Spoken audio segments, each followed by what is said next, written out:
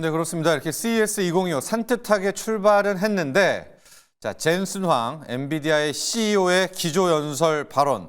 뭐 우리가 예측한 대로 다 나왔습니다. 로봇도 하겠다, 자율주행도 하겠다, 양자 컴퓨터도 하겠다, AI PC, 뭐 슈퍼컴퓨터도 하겠다. 그러나 내용이 약간 우리 K 증시에는 어제는 찬물을 좀 끼얹은 그런 내용들이 있었거든요. 자, 여러분, 바로 우리가 일발장전으로 넘어가서 이 문제들 하나씩 파헤쳐 보도록 하겠습니다. 자, 오늘의 일발장전 바로 시작하도록 하겠습니다. 일발장전의 두 기둥이죠. 최고의 주식 전문가 두 분 소개합니다. 김영민, 김준호, MBN 골드매니저 모셨습니다. 안녕하십니까? 반갑습니다. 자, 이겁니다. CES 2025. 아, 좋았는데 잘 뭐 예측대로 됐잖아요. 네. 그러나 GDDR7 우리 삼성전자가 아니라 또 마이크론으로 가져갔고 또 엔비디아 주가도 그렇고 당장 나온 기조연설 좀 보니까 그렇죠. 뭐 중장기적으로는 엔비디아 할 수 있겠지만 단기적으로는 이 친구들이 로봇까지 뭐 소프트웨어까지 약간 퀘스천 마크 찍히는 것도 있어요. 자, 여러분 저희 일발의 종목과 이 이슈도 함께 담아보도록 하겠습니다. 영민 네. 매니저 시작해볼까요? 일단 기대치가 좀 강했던 게 아닌가 이런 우리가? 생각도 좀 네. 들고요. 뭐 우리뿐만 아니라 오늘 엔비디아 주가도 맞아요. 사상 최고가 네. 찍자마자 그냥 고점 쭉. 대비 거의 네. 8%가 밀린 거니까 한 2, 3% 올라가다가 이제 마이너스 6%로 네. 마감을 했으니까 그간 이제 며칠 동안의 엔비디아에 대한 어떤 기대감 그리고 이제 지금 화면에 나오는 것처럼 저겁니다. 젠슨항 CEO의 네. 기조연설에 네. 대한 기대감이 이제 너무 강했었던 거죠. 근데 이제 일단 우리 국내 반도체에 미치는 영향 먼저 조금 말씀드리면은 그 RTX 새로운 이제 게임용 이제 GPU를 지포스. 이제 공개를 했는데 사실은 뭐 그게 우리나라 이제 반도체 기업들의 크게 영향을 미치는 부분은 아니에요. 우리가 지금 올해 이제 주목하고 있는 건 물론 이제 뭐 레거시 반도체 쪽도 이제 관심을 좀 많이 갖고 있습니다만 네. 결국은 또 HBM과 인공지능 반도체 쪽이잖아요. HBM이 탑재가 안 된다는 게 아니라 이제 GDDR7 사실은 삼성전자와 SK 하이닉스가 뭐 마이크론 테크놀로지에 비해서 기술력이 뒤처지는 건 아니죠. 아니지만 네. 뭐 그럼에도 불구하고 저는 단가의 문제가 좀 있지 않았었나. 그렇죠. 기존보다 한 네. 3분의 1 정도 더 떨어뜨린다고 했잖아요. 그러니까 가격이 조금 더 싼 마이크론의 이제 제품을 선택을 좀 한 게 아닌가 이런 생각이 좀 들고 네. 다만 요 이슈 때문에 우리 국내 이제 반도체 기업들의 밸류에이션이 뭐 낮아진다 이건 결코 아니고 아니다. 오히려 어저께 젠슨항 CEO하고 SK 최태원 회장이 만날 걸로 다들 네. 예상을 했었는데 안 만났잖아요 네. 어제는. 근데 어제 이제 새벽에 보니까 젠슨항 CEO 이제 인터뷰한 걸 보니까 곧 이제 뭐 최태원 회장 만날 거고 SK. 그리고 이제 삼성전자도 HBM 잘 해낼 거다. 네. 뭐 또 이런 원론적인 얘기를 또 다시 했더라고요. 그래서 이제 어저께 오히려 조금 세론이 좀 되면서 우리 국내 이제 반도체 기업들이 이제 조정을 조금 받았기 때문에 이 부분은 어느 정도 이제 좀 희석이 좀 됐고 반영이 좀 됐다라고 볼 수 있고 문제는 이제 코스모스라는 네. 걸 이제 로봇 얘기를 플랫폼. 했는데 네. 로봇 AI에 대한 이제 플랫폼을 정말 좀 거창하게 얘기를 했는데 네. 이게 좀 개념이 복잡한데요. 여러분들 쉽게 생각하면은 디지털 트윈을 생각하시면 네. 될 것 같아요. 우리가 이제 코엑스를 가상으로 이제 디지털 트윈으로 구현을 해서 그 코엑스에 도로를 몇 개 깔고 인도를 몇 개 깔고 횡단보도를 어디에다가 놓고 공간을 어떻게 배치하는지 그런 것들을 시뮬레이션 하는 게 이제 디지털 트윈이라고 보면 AI와 로봇의 이제 구현을 실제 우리가 현실에서 이걸 이제 동작을 이제 구현을 하고 또 자율주행이 이렇게 이제 테스트를 하는 네. 것 자체가 굉장히 많은 비용이 들잖아요. 그런 많은 비용이 드는 대신에 디지털 트윈으로 구현해서 그 가상의 공간 안에서 소위 말해서 이제 딥러닝을 해서 시뮬레이션. 네. 우리가 이제 그걸 이제 서비스로 이제 제공을 하겠다. 그러니까 결국 엔비디아는 껍데기 빼고 모든 걸 본인들이 다 하겠다라는 걸 이제 어제 밝힌 거거든요. 그게 이제 말 그대로 이제 코스모스라고 이제 생각을 하시면 되는데 이 부분에 대해서 많은 투자자분들이 그래서 뭘 어쩌겠다는 건데 약간 이런 반응인 맞아요. 것 같아요. 그래서 네. 구체적인 우리가 이제 기대했던 것 구글하고 뭔가 이제 양자칩을 구체적으로 개발을 하고 뭐 테슬라라든지 뭐 이런 기업들하고 뭔가 이제 좀 구체적인 협력 이런 것들을 이제 기대했는데 네. 좀 개념적인 부분들에 좀 집중을 해가지고 맞아요. 프레젠테이션이 이제 진행이 좀 되다 보니까 아무래도 이제 이 부분이 좀 세론이 된 영향이 있었다 이렇게 이제 볼 수 있을 것 같은데 어쨌든 저는 엔비디아가 앞으로 이제 좀 나아갈 방향은 굉장히 좀 잘 잡고 잡았다? 있다라고 보여지거든요. 네. 본인들의 이제 핵심적인 역량이 AI와 관련된 핵심적인 역량들을 어떻게 이제 확장을 시킬 것인지에 대한 이제 개념적인 얘기를 했기 때문에 아마 이 부분에 대한 좀 더 구체적인 얘기들은 그렇죠. 추후에 계속 이제 공개가 예. 분명히 좀 될 걸로 예상이 좀 되고 있습니다. 자, 영민 매니저가 잘 지적해 주셨는데요. 지금 우리가 좀 원했던 거는 원래 칩이니까 뭐 로봇 전용 칩을 내놓는다든가 그렇죠. 뭐 이런 걸 기대를 제슨 토르 뭐 이런 했는데 얘기도 제슨 토르 있었으니까. 왜? 그렇죠. 근데 엔비디아가 판을 키워가지고 자기네가 일명 피지컬 AI 쿠다를 성공한 것처럼 우리가 소프트웨어 쪽으로 네. 가겠다 이러니까 약간 단기적으로는 방점, 퀘스천 마크가 많이 찍혔다 이렇게 보시면 될 것 같고 준호 매니저 자율주행도 말이에요. 맞습니다. 왜 토요타입니까? 네. 또 이래버리니까 우리가 약간 좀 그래요. 네. 사실 이 앞전에 사실 이제 젠스왕 CEO가 이제 자율주행의 예. 선도 기업은 테슬라다라고 언급해서 저는 예. 테슬라와의 어떤 협업도 좀 사실 좀 예, 기대를 그렇죠. 했는데 예. 일단 도요타 그러니까 사실 반 테슬라 진영으로 가는 것 같아요. 그래서 네. 아까 말씀드렸던 이제 코스모스 플랫폼을 제공하면서 뭐 자율주행과 이제 로봇을 가상 공간에서 이제 맞다. 계속해서 뭐 조립하고 또 사업을 촉진시킬 수 있는 플랫폼을 제공하는 예. 건데 결국 이제 이런 부분은 사실 테슬라가 앞서가고 있다라고 보시면 될 것 같아요. 그러니까 예. 디지털 트윈 기술로 사실 이제 현실 세계를 이제 3차원 3D화해서요. 이거를 복제해서 그 안에서 지금 풀셀프 드라이빙이라든지 네. 오티머스 관련해서 지금 자율주행도 지금 현실 도로도 물론 운행하고 있지만 가상 공간에서 지금 뭐 수만, 뭐 수천, 뭐 수억 번의 어떤 지금 이제 도로 시뮬레이션 하고 운행을 있어요. 시뮬레이션을 하고 네. 있습니다. 그래서 이런 부분들이 이제 엔비디아의 젠슨왕 CEO도 일론 머스크의 이 부분들이 가장 이제 앞서 나가고 있다라고 했기 때문에 마찬가지로 이제 코스모스 플랫폼을 얘기하면서 우리도 테슬라의 어떤 방식으로 네. 자율주행과 로봇 사업을 영위할 것이니까 우리가 소프트웨어도 제공할 네. 테니 결국 엔비디아가 앞으로 향후 미래의 AI 생태계를 선도할 한다. 것이다라는 네. 걸 이제 언급한 것 네. 같아요. 근데 이런 부분들은 사실 국내 기업들도 계속 언급하고 있는 부분이에요. 그래서 이 부분이 시장에서 실망을 한 것 같은데 SK텔레콤도 디지털 트윈뿐만 아니라 네. AI 생태계를 선도한다고 하죠. 삼성전자도 마찬가지죠. SK도 마찬가지죠. 그리고 현대 그리고 LG 모든 기업들이 결국 이제 로드맵과 앞으로의 어떤 비전은 AI 생태계를 선도하겠고 네. 결국 이제 AI 로봇 또 자율주행 모든 스마트 팩토리 이런 부분들을 다 언급하고 있는 부분이다 보니까 이거에 대한 어떤 구체화된 어떤 확실한 어떤 미래 비전이 나오지 않았다라는 부분들이 네. 그냥 실망감이 나왔다고 보고 있어요. 거기에다가 이제 차세대 이제 GPU 플랫폼인 루빈에 대해서 시장의 기대치가 굉장히 컸었는데 맞아요. 이 부분에 대해서도 구체적인 언급이 없었다라는 것도 실망감이 적용되지 않았나라고 저 보고 있습니다. 그래서 워낙에 기대가 컸던 부분도 있었지만 이 정도의 로드맵은 사실 많은 테크 기업들이 다 이미 발표를 한다. 한 거고 네. 실제로 지금 실행하고 있는 기업이 또 테슬라가 있기 때문에 지금 엔비디아가 뛰어든다고 하더라도 테슬라의 그 많은 수많은 데이터를 바로 앞서 나갈 수 있을 것이라는 의문점도 분명히 들지 않을까. 그래서 도요타 같은 경우는 사실 뭐 자율주행 관련해서 다른 완성차 업체들 대비해서 아직까지는 좀 이제 후발주자에 네네. 가깝기도 네. 하고요. 뭐 결국에 지금 뭐 전기차뿐만 아니라 지금 하이브리드 쪽에서 여전히 머물고 있는 상태이다 보니까 결국 엔비디아와의 어떤 도요타와 같이 협업을 한다고 하더라도 이 자율주행 쪽에서는 하나도 긴장이 안 된다라는 네. 부분도 시장에 좀 적용되지 않았나 좀 보고 있습니다. 아무래도 이제 후발주자기 때문에 도요타랑 손. 왜냐하면 테슬라 입장에서는 지금 엔비디아하고 먹거리를 나눠 먹을 이유가 없어요. 기술적으로 봤을 때 가장 앞서 있는 상황이기 네. 때문에 아마 그런 부분에서 뭔가 이제 도요타의 이제 협력을 얘기를 한 게 아니고 지금 뭐 테슬라가 너무 잘 나가니까 오늘 아침에 보니까 영국의 프리미어 리그 지금 1등하고 있는 리버풀을 앨런 머스크가 인수한다. 뭐 이런 얘기까지 있더라고요. 그래요? 그 정도로 네. 지금 잘 나가고 있기 때문에 아무래도 이제 테슬라와의 이제 협력보다는 후발주자들과 이제 협력을 통해서 생태계를 이제 조성하는 쪽으로 방점을 좀 둔 게 아닌가 싶은 생각이 좀 들고 그리고 네.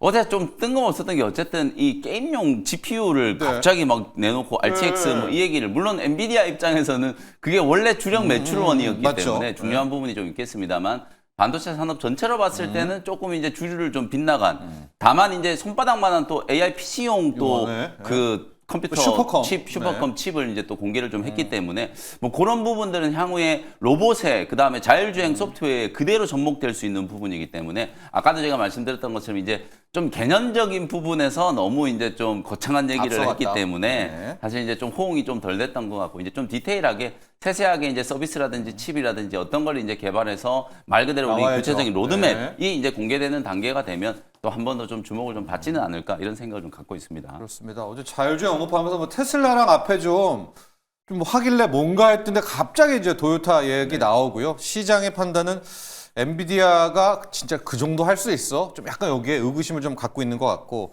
준호 매니저도 이야기했지만 우리는 칩에 관심이 많아요. 루빈 언제 나오나? 맞습니다. 근데 나온 게 한 GB10 정도, 블랙엘 정도까지만 언급을 하니까 약간 의구심은 생겼던 그런 부분이다. 그렇게 젠슨왕 CEO의 기조연설까지 정리를 해보고 네. 어제 이 얘기 나오면서 김만 뺐습니다. 우리 삼성전자 하이닉스 또 자율주행도 꺾었죠. 양자도 아예 눌러놨죠. 자, 이런 와중에 오늘의 일반은 어디로 향합니까? 네, 뭐 저희가 또 예상을 안 했던 건 아니었어요. K-세론 좀 조심해야 된다. 이런 말씀 좀 드렸었잖아요. 그래서 헬스케어로 가자 네, 그랬죠. 그래서 이제 또 오늘 헬스케어 쪽을 준비를 좀 해왔어요. 네, 어쨌든 네. 시장의 흐름이 굉장히 빠르게 바뀌고 있기 때문에 또 당장 물론 여러분들 지금 아침에 우리 매일경제 TV 또 현지에서 네. 연결을 해주셨잖아요. 우리나라 이제 중소기업들이 뭐 한 130개 정도 혁신상 막 수상할 정도로 네. 좋은 성과들이 나오고 있고 CES 이제 시작한 거거든요. 이제 네. 시작했어요. 어제 기조연설했잖아요.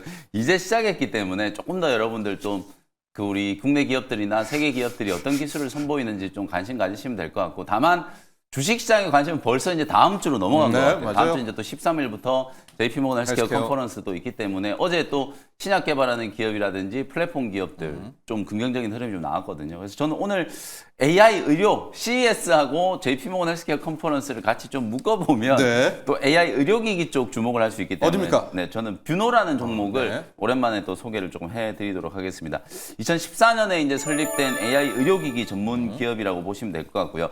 의료진의 역할을 좀 보조하는 기능, 말 그대로 우리가 이제 루닛이라는 기업은 너무 잘 알잖아요. 네. 루닛은 이제 암을 조기에 진단하는 유방암이라든지 대장암이라든지 이런 암 조기 진단과 관련된 이제 솔루션을 이제 제공하는 기업인데 뷰노 같은 경우에는 어떤 의료진의 이제 그 영상 판독이라든지 아니면 이제 특정 질환 발생의 이제 위험을 미리 예측해주는 시스템 이런 것들을 이제 주로 개발하고 있고요. 딥카스라고 하는 딥카스. 게 가장 좀 핵심적인 맞아요. 서비스라고 이제 보시면 될 것 같은데 이게 이제 2022년 5월달에 국내에서는 이미 혁신 의료기기, AI 의료기기 중에서는 최초로 선진 의료기술로 이제 인증을 좀 받았고요. 2022년 3분기 때부터 본격적인 이제 매출이 발생을 하기 시작했는데 꾸준하게 매출이 증가하기 시작해가지고 아직 이제 지난 4분기는 최종적인 이제 숫자가 네. 안 나와가지고 그 전 수준까지 제가 이제 좀 말씀을 좀 드리면 12월 초를 기준으로 도입 병원 수가 무려 103개, 예. 병상 수는 42,000개까지 이제 집계가 지금 되고 있는 상황이에요. 굉장히 지금 빠르게 성장을 하고 있고 작년 3분기에만 이 디카스 쪽 매출이 59억 원 정도. 매 분기 그리고 매년 이제 큰 폭의 이제 성장세를 기록을 좀 하고 있는 그런 단계라고 보시면 될 것 같고요. 네. 이미 디카스는 2023년 6월에 또 미국 FDA로부터 혁신 의료기기 지정이 이제 되어 있는 상태예요. 예. 그리고 지금 품목 허가, 소위 말해서 이제 판매 허가를 판매. 작년에 네. 이제 신청을 좀 해놓고 올해 상반기 중에는 미국 FDA의 최종적인 이제 판매 허가를 기다리고 좋습니다. 있는 상황이라고 네. 보시면 될 것 같아요. 그리고 딥브레인 같은 서비스도 있는데 이 딥브레인 같은 경우에는 이미 2023년 10월에 FDA 허가를 이제 획득을 한 상황이고 지금 화면에 나가는 이제 자료를 좀 제가 해석을 좀 해드릴 텐데 제가 제약바이오 기업도 그렇고 의료기기 기업 그다음에 피부 미용과 관련된 의료기기 기업들도 디바이스.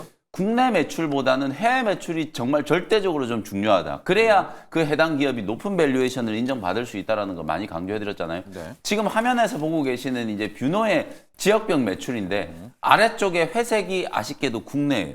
그리고 아래쪽에 이제 위쪽에 이제 주황색이 이제 해외 매출이라고 수출. 보시면 예. 절대적인 부분이 거의 다 지금 국내에서 나오고 있는 네. 상황이잖아요. 그러니까 이제 뷰노가 앞으로 주가도 올라가고 외형도 성장하기 위해서는 결국은 해외 시장 진출이 굉장히 중요하다. 우리가 AI 의료기기 대장주라고 할 수 있는 루닛도 제가 비교를 좀 해드리기 위해서 화면을 같이 좀 준비를 해요. 루닛은 완전히 반대죠.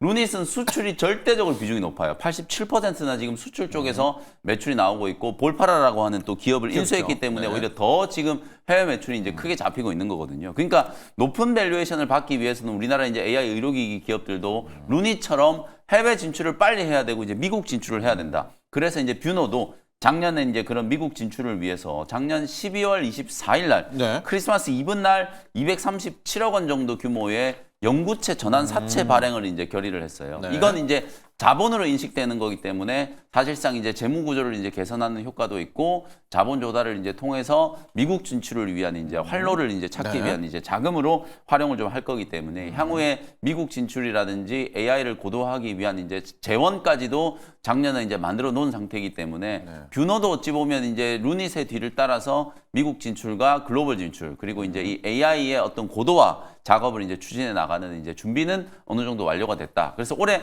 상반기 중에 이제 분기별로는 흑자 전환에 대한 이제 기대감이 충분히 저는 이제 살아 있다라고 보고 매출 성장뿐만 아니라 해외 진출에 대한 이제 모멘텀이 가셔야된다라고 하면 주가는 충분히 좀 올라설 수 있지 않을까. 지금 반도체 기업들도 한번 세게 올라왔고 제약 바이오 기업들도 보면 막 신고가 치는 종목들 나오고 어제 또 리가켄 바이오 같은 경우에 보면 막 장중에 한 4, 5% 좋았어요. 올라가면서 네. 거의 11월 달 고점 수준에 지금 근접하고 있는데 의료기기 지금 뷰노 같은 경우는 차트 보시면 시장이 올라온 것만큼도 반등이 안 됐어요. 네. 근데 이제 지금부터는 AI와 의료 또 JP모건 헬스케어 컨퍼런스 이런 이제 이벤트를 좀 감안한다라고 하면 주가가 이제 서서히 좀 반등이 좀 들어오지 않겠는가. 미국장 좋습니다. 종목들 보면은 기술주들이 거의 대부분 조정이 좀 들어왔기 오늘. 때문에 순환매 차원에서도 뷰노 같은 종목들을 한번 관심 가질 타이밍이 왔다. 이렇게 이제 보고요. 가격 전략 가격 전략. 같이 바로 한번 네. 말씀드려 보도록 하겠습니다. 어제 종가 근처 25,500원 정도 아무래도 오늘 미국장 또 나스닥 지수 급락했기 때문에 장 초반에 우리 시장도 약간 좀 눌러서 출발을 할 수 있기 때문에 25,500원 정도 매수가 잡아드리도록 하고요. 1차 목표가는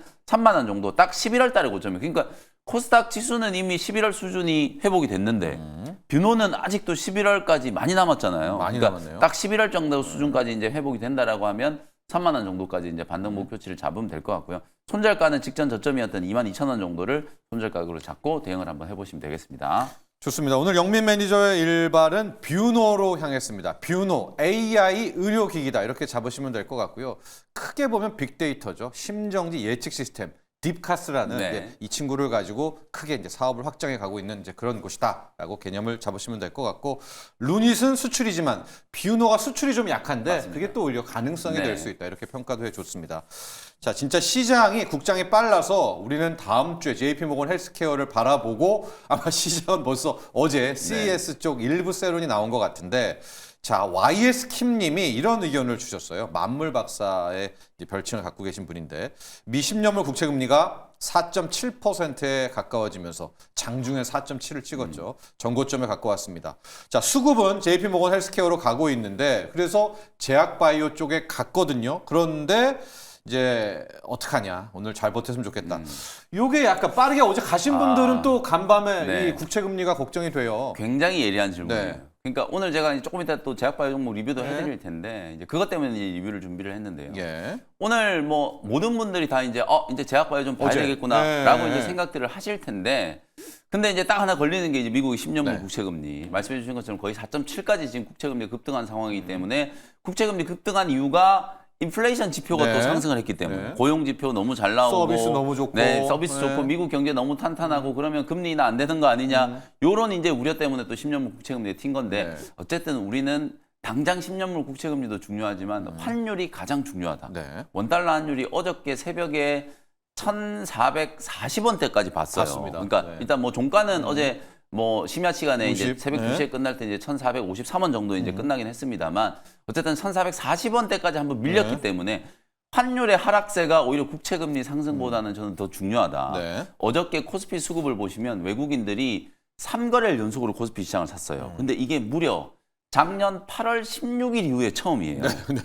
네. 그 정도로 외국인들이 굉장히 많이 팔았다가 최근에 이제 환율이 고점을 딱 찍고 외국인들이 이제 매수세가 조금 살아나기 시작했기 때문에 물론 오늘 뭐 국채금리 상승의 영향을 일정 부분 받겠지만 맞습니다. 그걸 이제 희석시킬 수 있는 게 환율의 이제 하락 요소다. 이렇게 이제 보시면 원달러 환율이 하락하게 되면 그 리스크를 조금은 상쇄할 수 있을 거다. 그러면 뭐 제약바이오 업종 이제 투자하신 데는 큰 문제는 없을 거라고 보고 오늘은 또 이쪽으로 조금 관심을 예. 좀 가지시는 것도 괜찮을 것 같습니다. 자, 만물 박사님, 분명히 이제 금리 급등한 부분, 또 미국이 금리 인하 서두르지 않는다 이런 건 부담이 되지만 환율이 좀 안정세를 보이고 있거든요. 외국인 수급 들어온다면 실질적으로 우리의 네. 제약 바이오 쪽도 버텨낼 수 있지 않을까 이런 평가를 해주셨고요.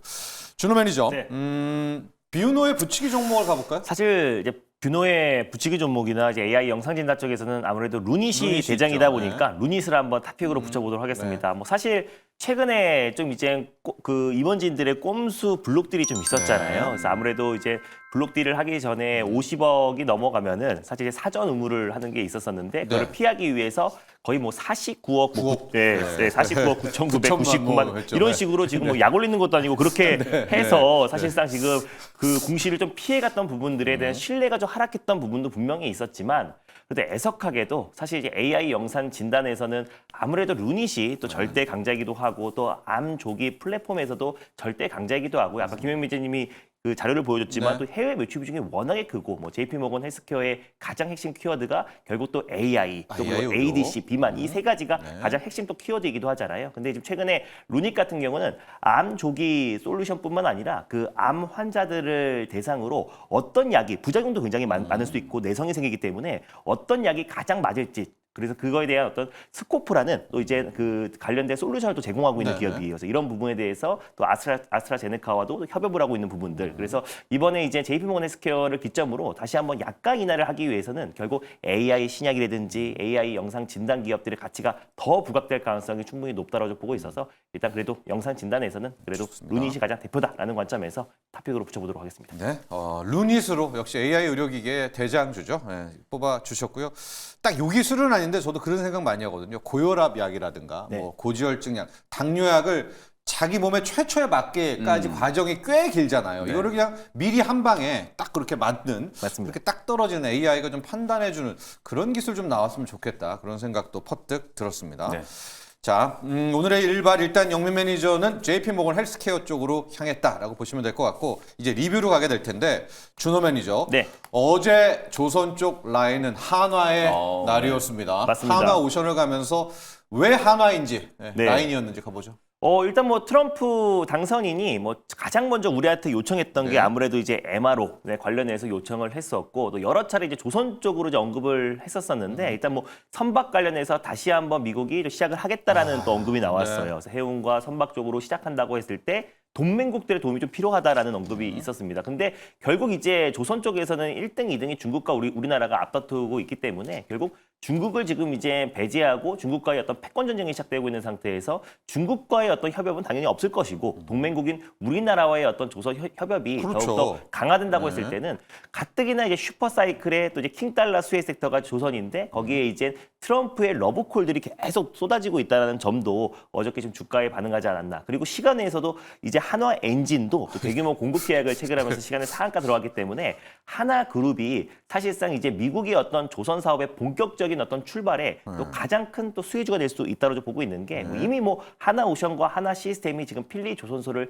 인수를 하기도 했고 또 MRO 관련해서도 지금 가장 많은 점유율을 차지하고 있는 기업이 또 하나 오션이기도 하고요. 그래서 이런 부분들이 또 LNG 또 수주 물량이 더 증가한다고 했을 때 결국 하나 오션이 저는 결국 신고가를 돌파할 수밖에 없다라고 말씀드렸었는데 HD 현대중공업과 함께 어제 하나 오션이 가장 강력한 시세가 분출되면 장중에만 한 12% 정도 상승 나와줬고요. 신고가 행진인데요. 저는 이 부분이 당분간은 좀 이어질 수 있다고 보고 있어요. 그래서 아무래도 이제 원달러 환율이 조금 안정을 찾는다고 하더라도 저는 이제 고환율이 기조가 계속 이어질 수밖에 없다고 보고 있고 아직 트럼프가 취임된 것도 아니잖아요. 네네. 그래서 그 전에 기대감만으로도 지금 신고가 행진이 나주고 있는데 저는 올해가 또 슈퍼사이클의 킹달러 기조가 당분간은 이어진다고 했을 때 저는 이제 조선업황의 어떤 슈퍼사이클과 또 이제 실적 성장이 더욱더 가파르게 또 급증할 수 있다고 보고 있습니다. 거기다가 MRO 쪽에서도 어떤 매출 비중이 더 기하급수적으로 늘어날 수 있고 거기다 캐나다 잠수정 네. 수주도 HD 현대중공업과 또 이제 하나오션이 팀코리아 형태로 또 수주가 이어진다고 했을 때는 저는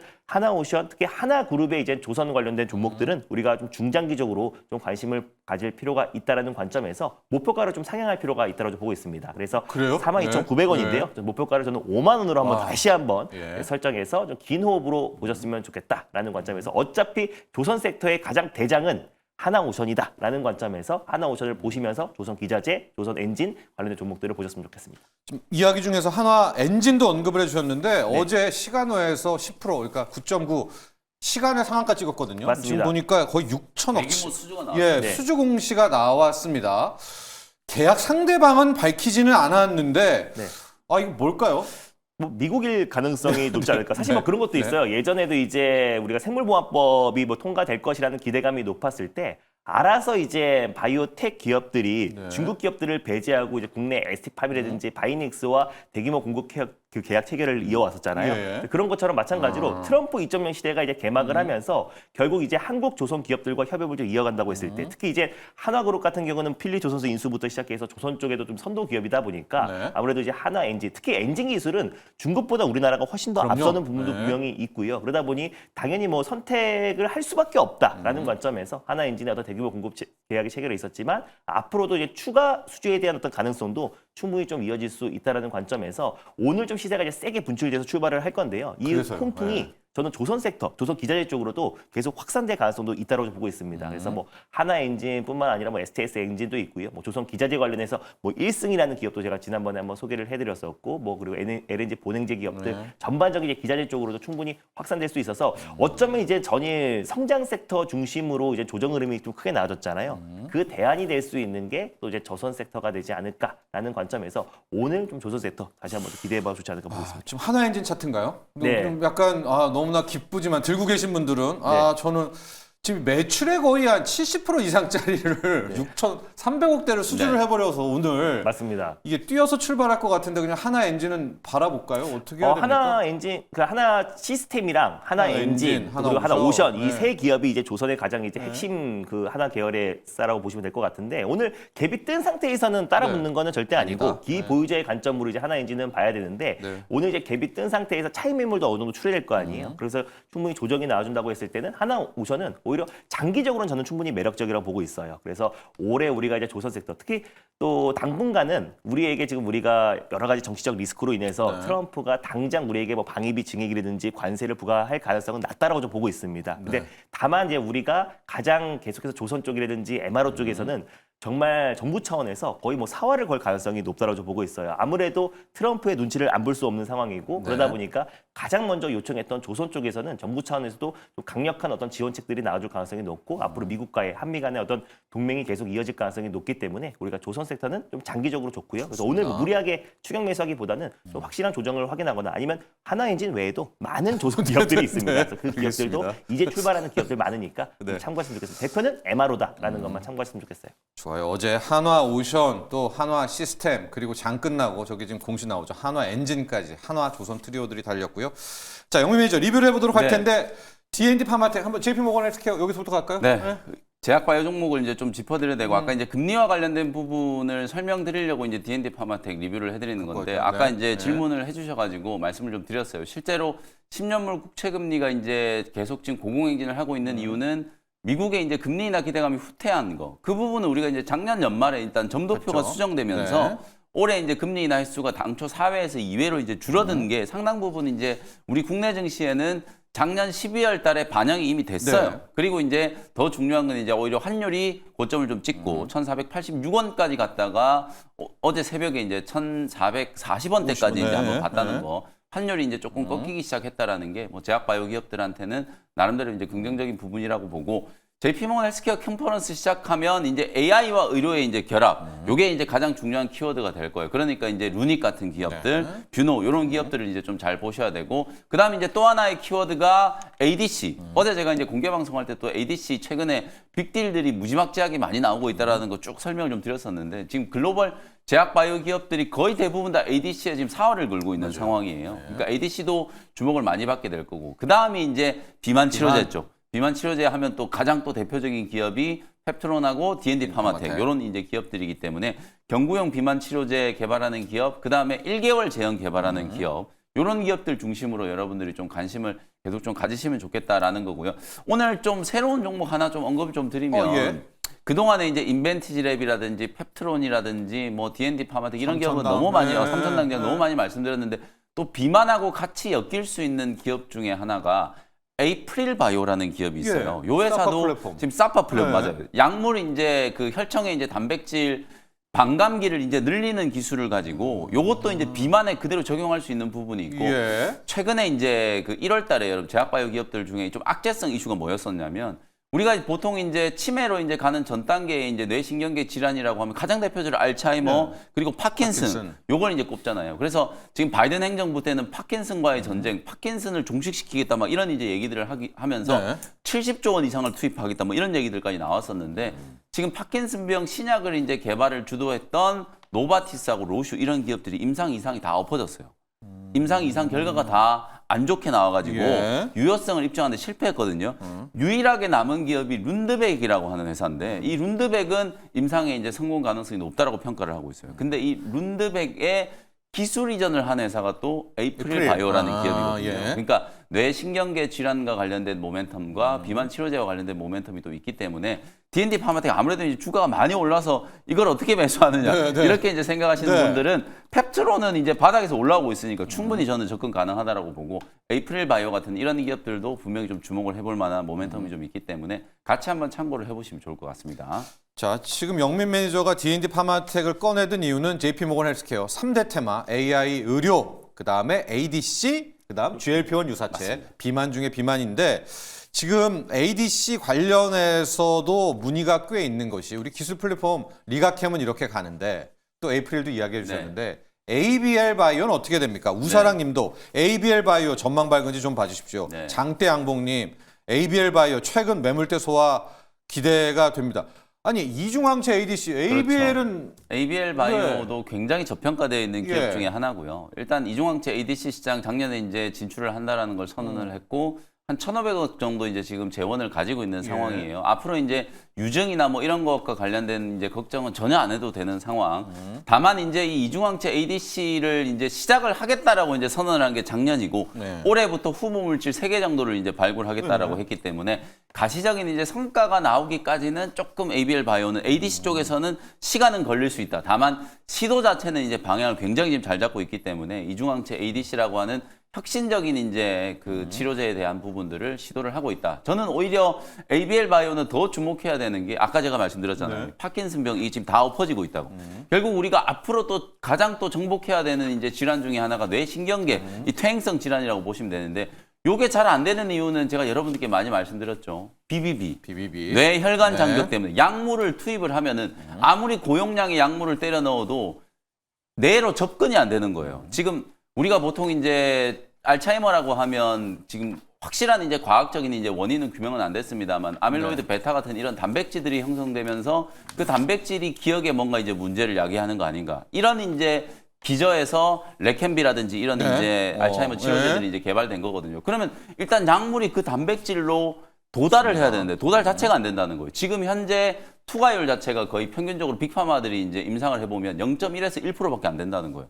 이걸 이제 극복할 수 있는 기술을 가지고 있는 게 ABL 바이오의 이제 그랩바디 B라고 하는 이 BBB 셔틀이거든요. 이게 이제 기존의 빅파마들 기술보다 현저하게 앞서 있다라고 보고 요 ABL 30이라는 파이프 라인 자체가 그랩바디 B하고 이제 결합돼 가지고 사노피의 조 단위 이상으로 지금 기술 이전이 되어 있는 상태거든요. 그래서 그런 기술력들을 이제 감안을 좀 해보면 ABL 바이오도 이제 성장성이 무궁무진하다. ADC 쪽에서는 지금 약간 후발주자긴 합니다만 오히려 저는 BBB 셔틀 쪽에 좀 주목을 좀 해본다라고 하면 뭐 ABL 바이오 충분히 상승 여력이 좀 있지 않을까 이렇게 생각하시면 되겠습니다. 좋습니다. 자, 그랩바디 T, ABL 바이오까지 봤어요. 우리 뇌에 이 BBB라는 게 딱 있어가지고 못 갑니다, 약이. 이거를 이제 뛰어넘는 BBB 셔틀의 또 기술력이 있는 그런 기업이다. 영민 매니저는 이제 성장성에 대해서는 긍정적으로 이야기를 해주셨고요.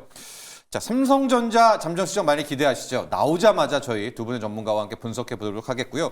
그 전에 준호 매니저. 네, 우크라이나 종전. 네. 왜냐하면 트럼프가 맞습니다. 취임 이후 24시간이라고 얘기했어요. 맞아요. 네, 대동기호 가보도록 할게요. 제가 1월 3일 날 말씀드려가지고 한 2, 3거래일 만에 네. 좀 한 20% 정도의 어떤 상승 흐름이 나와줬는데 제가 올해는 특히 1월 달은 우리가 이제 우크라이나 재건에 정말 관심을 가질 필요가 있다. 사실 시장과 무관하게 움직일 수 있는 섹터라 말씀드렸어요. 그래서 뉴욕 증시가 흔들려서 좀 불안하신 분들도 많을 텐데 일단 아무래도 이제 성장 섹터 중심으로 좀 이제 차익 매물이 좀 줄어들 것이고 사실 이제 어떤 금리 여파라든지 아니면 이제 환율 어떤 부분들도 다 피해갈 수 있는 섹터가 아무래도 이제 우크라이나 재건 관련 종목들이 아닌가라고 제가 1월 초에 좀 강력하게 말씀을 드렸었는데 어제 이제 대동기어라는 기업이 한 20% 가까이 상승 흐름이 나와줬어요. 그 이유가 어떤 강력한 이슈가 나온 게 아닙니다. 그냥 젤렌스키가 이제 팟캐스트 인터뷰에서 일단 앞으로 이제 우크라이나 러시아 전쟁을 종식시킬 수 있는 유일한 적임자는 그냥 트럼프다라는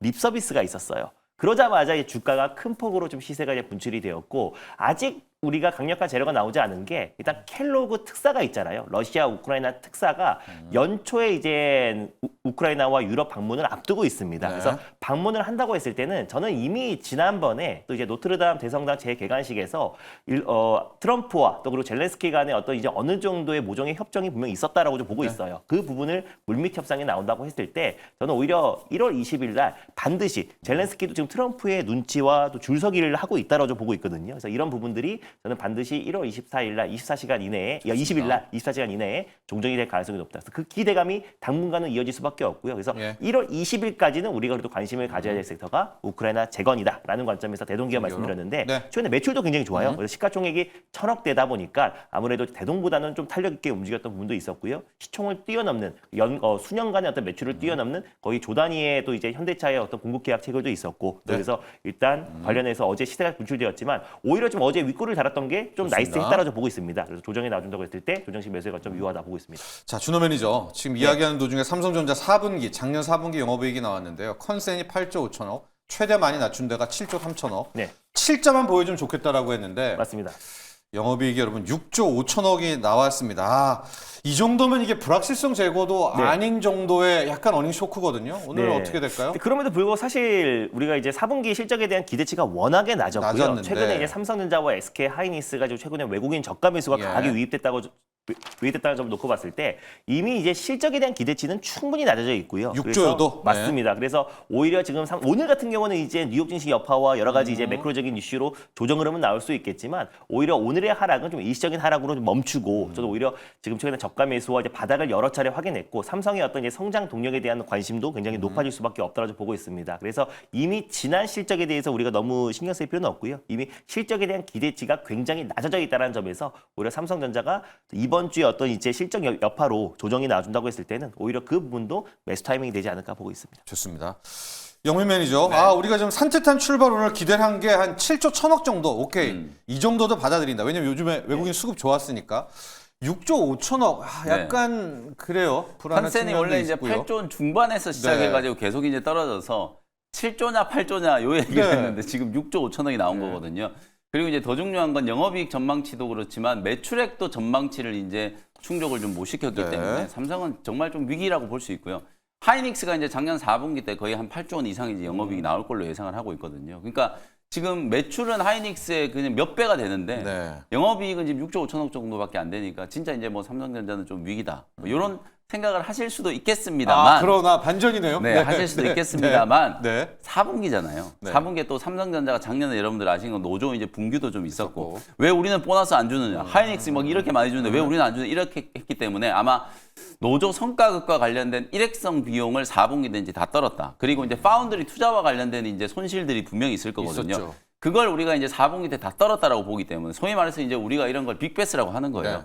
어차피 지금 미국의 지금 파운드리 2공장 지금 삼성전자는 연기를 지금 시켜놓은 상태잖아요. 당장 이제 고객이 없다 보니까 투자하는 것도 이제 좀 지금 연기를 좀 시켜놓은 상황이거든요. 이제 그런 부분들에 대한 이제 로스를 작년 4분기 때 이제 한꺼번에 다 떨었기 때문에 빅베스가 된 거다. 이제 이렇게 이제 볼 수 있을 것 같아요. 그래서 이제 올해 오히려 작년에 이제 안 좋은 거 다 떨었기 때문에 상반기 때부터는 조금 이제 개선에 대한 이제 기대감. 제가 어제도 하이닉스 말씀드리면서 살짝 설명드렸던 것처럼 네.